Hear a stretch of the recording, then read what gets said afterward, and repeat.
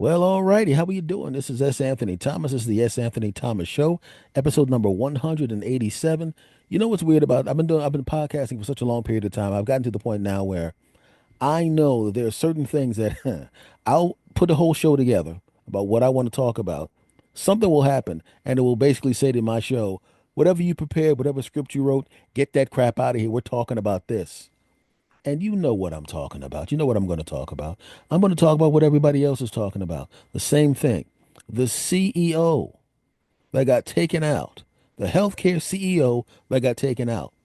And if you didn't know anything about the healthcare system in the United States of America, you would see a person get taken out like that and you would be outraged. You would feel so bad. You would feel so bad for the family. There would be outrage and everybody would be shocked. But they had the exact opposite feeling about this cat. Why? Why do they have the exact opposite feeling about this cat? I'll tell you why. He was a healthcare executive for a company that did the most rejecting of people needing healthcare. That's what he did. If a dog got shot, most people would freak out. What? Not the dog. This guy gets it. Do. Anybody want sandwiches? And that's what happened on the internet. There's people actually making fun of this cat because of what healthcare companies have done to people over the course of time. You can look at any job, and there's good people and there's bad people. There's people that help out and people that don't help out. There's good police officers, bad police officers, good doctors, bad doctors. But when people think of healthcare companies, you very rarely hear anybody say anything good. You never hear anybody have any really good stories. Why? Because a lot of times they're not. Imagine if you have a company that takes all this money in from you for a long period of time.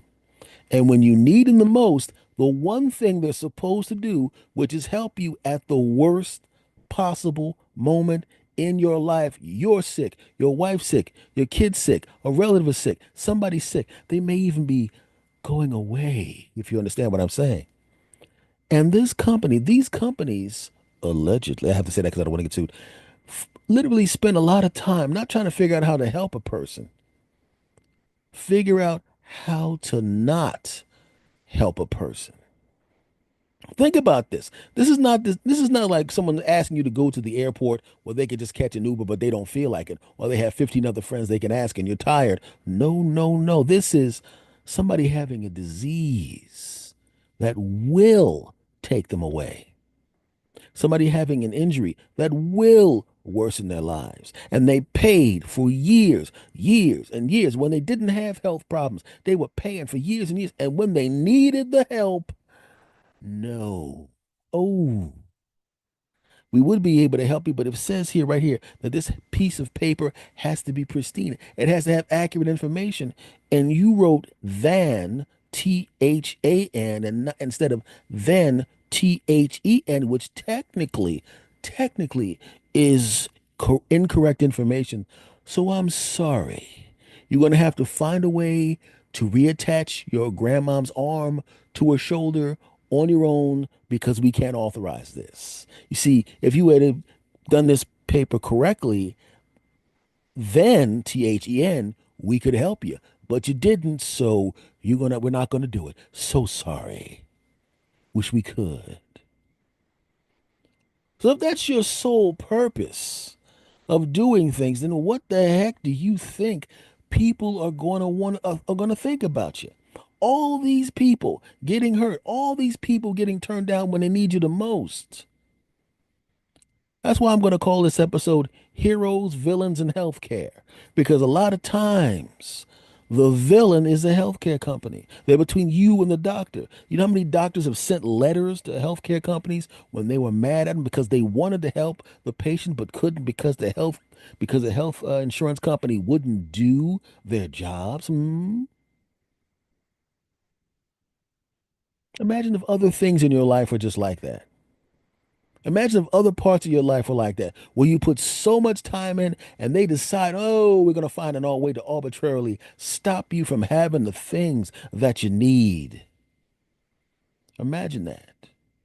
Imagine you worked all week, right? You're at a job, you're at a labor intensive job, you're working at a factory. It's the last week. You got that last push. Come on, everybody. Push as hard as you can. This is the last week. If we get these orders out, it's going to be great and fantastic and incredible. We're going to have quadruple bonuses and quintuple bonuses, octuple bonuses for everybody in here. Everybody work hard, double overtime, quadruple overtime, infinity overtime. If you work hard, we're going to hook you up. Yes.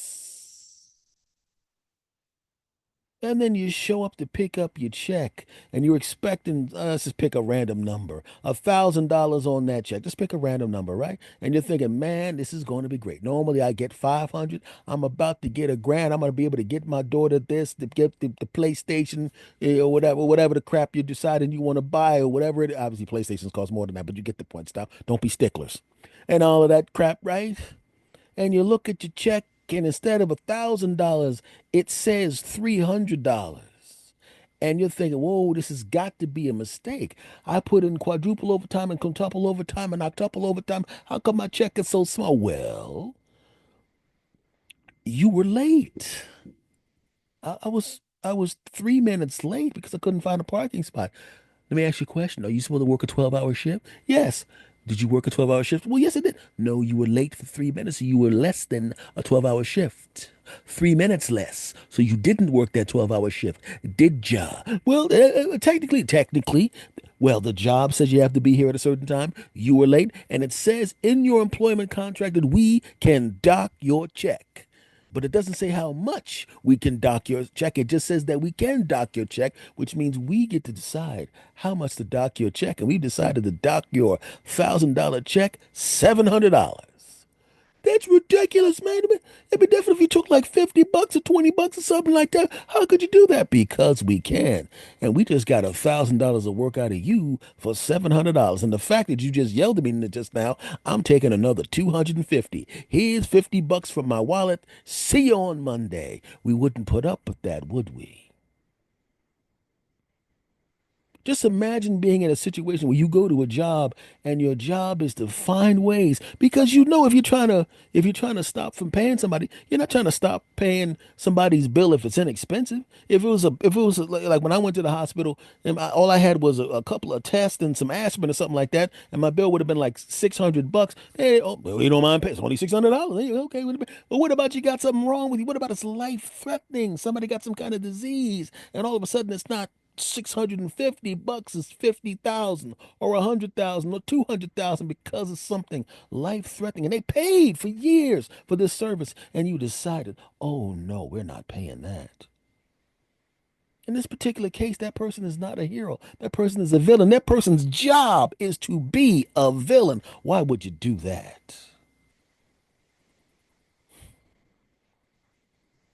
On the other side of the spectrum, I think of heroes, my friends. Heroes. First responders, people that work in an ambulance. Think about it. Their job is to save lives. They probably do that dozens of times a day. People that would have died if they hadn't done their job, and they don't get paid that much. And sometimes they got to go into dangerous circumstances. Sometimes they got to run up steps and carry people that are way too heavy. And sometimes they got to deal with irate people and people fighting and all that kind of crap. And they go in there and they go in there and they go in and they grab the person and they save the person. They're in there doing the chest compressions and checking and vital work, all that crap to save lives every day. Their daily job is to be a hero. Ever ridden in an ambulance? My 50 plus years on the planet, I've been in a couple of ambulances. Nothing life-threatening, fortunately. But one time I didn't know it wasn't. You know what's interesting though? If you're in an ambulance, you want the people in the ambulance, you want to see them nice and chill, right? Because when they take you in the ambulance, they're all, oh, we're going to do this and we're going to put this tube in that and we're going to do that. We're going to pump that and check that. And they're all ready to go because they don't know whether or not what you have is life threatening. So they're going to act as if it could possibly be life threatening. And then when they run all the tests and realize, maybe you're dehydrated. Maybe your electrolytes are off. You're not going to croak. Nothing's going to happen. It is going to take you to the hospital, put some potassium and some magnesium in you, or pump some fluids into you or something like that. Maybe you got sick. Maybe you had a upset stomach and you got rid of too much fluid. Maybe some medicine sucked something out of you. Whatever, right? But they now know by checking you, yeah, not gonna die. So they, right? You want them to be nice and calm. I was in an ambulance. I was dehydrated because I had food poisoning, and I pushed every bit of liquid out of my body. I was severely dehydrated. I was spacey and dopey, and I thought I was gonna be gone, and I was nervous. And then they ran some tests on me in the back of the ambulance, moving around like that, and you could see them once they realized what it was, they just calmed down because they now knew they have somebody in the vehicle that's not going to pass away. And they have got to see that on a regular basis. They've got to see people pass away on a regular basis. Even with their best efforts, they've got to see people pass away. And it must feel great to them to finally have somebody that day, maybe that is not going to go. So they know that this is going to be a nice ride. This is just a nice guy and he's just dehydrated. And they just started to calm down, right? And I'm looking at these dudes and they're just really calm. And because they got calm, I felt calm. Because they're not going to be like, hey, I guess this guy's, guess it's over for him, huh? Got another one that's not going to make it, huh?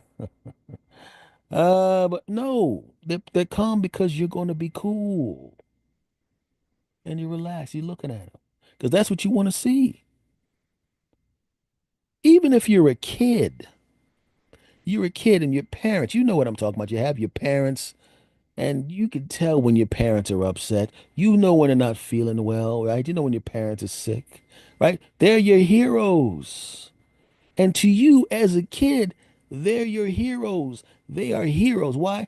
They feed you, they clothe you, they teach you how to go to the bathroom, they help you learn, they help you do your homework, they help you how to walk, they help you how to be a responsible human being. They protect you because as a kid, you know daggone well, you spend most of your time trying to bust yourself up doing something stupid, and they protect you. They are heroes, my friend.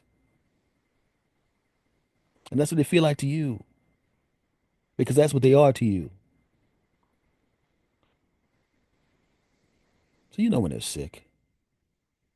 You know when they're having an argument. You just know that there's something bad going on in the house. You don't know what it is, but you know something bad's going on and it makes you feel uncomfortable. Ooh. You know when maybe if you lived in a household where you had some struggling times financially, I've been in that situation a billion and a half years ago. I remember that as a kid, where sometimes maybe a bill may or may not get paid, or maybe this doesn't happen, or maybe you can go on that trip, or maybe you can't, or maybe they're going for that raise. They really need that raise because the bills are piling up. If they get that raise, they'll be able to get out of the hole, and they're nervous. Your dad is nervous, or your mom is nervous, or they're both nervous because that thing is coming. That bill is coming, right? Ever been in a situation where you're doing okay, but you're one emergency away from being messed up badly, right? You're one emergency away. And it doesn't even have to be a big emergency. It could be something as simple as you have a problem with the car and you need to get the car fixed and it's going to cost $700. You don't have $700. And then that starts a whole roll of things. Now you got to catch your cab or catch your bus to get to work, which means you got to go to bed earlier, get up earlier. You still got to help the kids with the homework. You still got to cook dinner. And now you just added another hour and a half, 2 hours to your trip because the car's broken down. And you show up late. And now your boss is mad at you. They know you're having a problem with the car, but they're still mad at you. And they hold that against you for a while. And just that one thing messes you up. I, as an unmarried person, was in a situation like that in Los Angeles, where I had a situation where there was a bill coming up, and I took the car to the mechanic, and I was sitting there dreading, and I had a number in my head. And I said, if the bill is within that number, when they take a look at the car, if what the repair cost is within that number, I'm gonna be fine because I put aside some money for the repair for the car, and I'm sitting there, and I gotta wait behind car after car after car after car. Oh, I'm just nervous. That feeling is the same feeling you had when you were a kid, when your parents were waiting to find out if they got that raise, if they were going to get that overtime, if they were going to get that job, if they were going to keep that job. We're going to go back to the car dealership. I'm sitting there and I'm nervous. Man, I gotta finally see him pull my car in. I'm like, okay, watching the car go up. And they close the thing and you all these tools going and things getting taken off. Because if it costs more than that number I had, I'm not going to be able to get it fixed. I'm gonna have to take it home and leave the car there until I can make get the whatever the difference is. What he says in that other room is going to change my life in a bit of in some kind of way. It's going to affect my life in some kind of way, negatively or positively. I don't know. Opens back up. I see the car coming back down. Guy hasn't changed his expression, so I have no idea what he's going to say. And he comes back in, Mr. Thomas, it was just. And when a mechanic says it was just, and he starts smiling, you still don't know what the hell's going on, right? And Mr. Thomas, as it turns out, it was just a fladoop de boop boop. And yeah, I can get. I just fixed it. I figured it only cost. The part was only $50, and we have a $50 minimum because we do 50. So it's only going to cost you $125.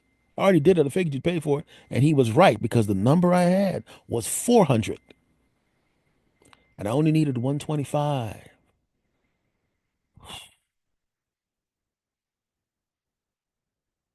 Back to the parents. You're sitting there watching them, right? And maybe we'll say for the sake of argument, it's your mom and she's looking for this promotion. She wants to be a manager at the office because if she gets a manager at the office, it's a 30% raise. That's a lifestyle change. Is your hero gonna come through in the clutch? It's like watching a Marvel movie, right? Except in the Marvel movie, Superman's gonna beat whatever that other thing. You know what's gonna happen, but you don't know here. And she's your hero, or he's your hero, or they're your heroes and you're watching, and she has not changed her expression. She has not changed her expression. She hung up the phone. She has not changed her expression.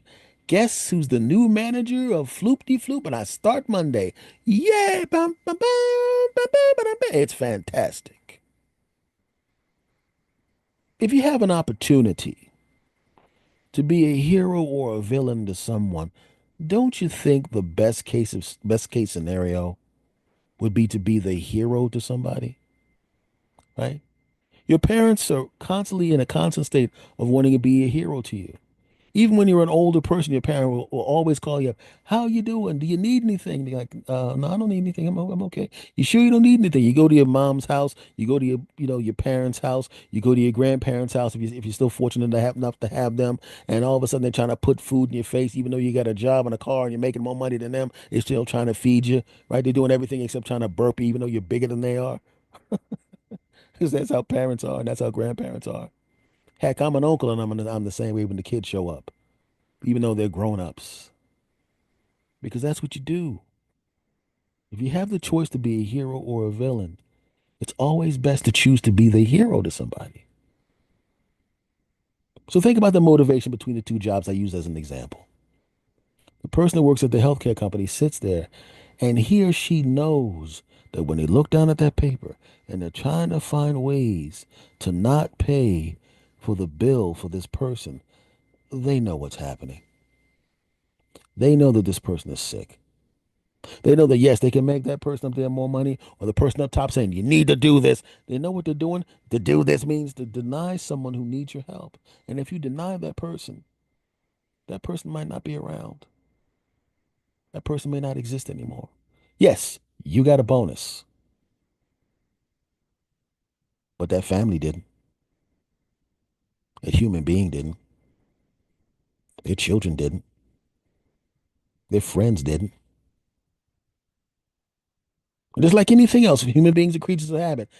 The first few times, the first month, the first year, you might be sitting there feeling so bad, knowing, oh, you feel like crushing.